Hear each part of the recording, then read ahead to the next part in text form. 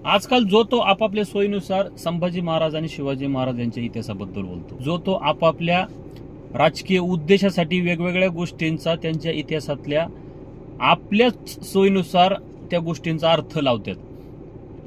RSS वाले, हिंदू राष्ट्र सेनेवाले, ह्या अशा प्रकारच्या काही संघटना आहेत, ह्यांचा वेगळाच इतिहास. ह्यांचं असं म्हणणं आहे की संभाजी महाराज आणि शिवाजी महाराज यांच्या सेनेत एक सुद्धा मुस्लिम सैनिक नव्हता, आणि जे काही संभाजी ब्रिगेड आहेत अशा काही संघटना आहेत, ह्यांचा पण वेगळाच इतिहास. हे तर टोटल सगळे ज्यांनी ब्राह्मणांचं अस्तित्वच नाकारलेलं आहे इतिहासातलं.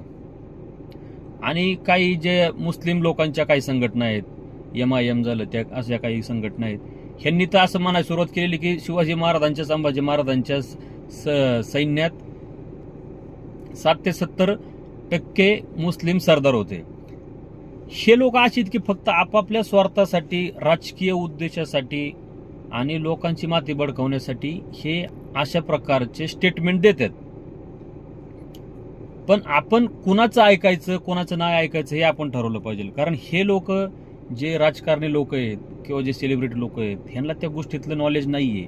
हे त्या गोष्टीतले काही तज्ज्ञ लोक नाही आहेत, किंवा हे इतिहास संशोधक नाही आहेत, किंवा इतिहास तज्ज्ञ नाही आहेत, किंवा इतिहास अभ्यासक नाही आहेत. आपण अशाच लोकांना ऐकलं पाहिजे, वाचलं पाहिजे, जे इतिहासातले तज्ज्ञ आहेत किंवा इतिहास संशोधक लोक आहेत. अशाच लोकांचा आपण इतिहास ऐकला पाहिजे आणि वाचला पाहिजे.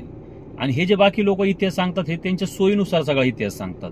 हे त्यांच्या स्वार्थासाठी आपल्या लोकांची माती बळकावतात, जाती जातीमध्ये आणि धर्माधर्मामध्ये तेढ निर्माण करतात. हा त्यांचा उद्देश आहे. म्हणून ह्या मूर्ख लोकांच्या ज्या काही गोष्टी असतात त्या ऐकण्यापेक्षा आपण स्वतः इतिहास जाणून घेऊ, वाचून घेऊ, तेव्हा कुठं आपल्याला इतिहासात काही गोष्टी घडल्यात त्या कळतील.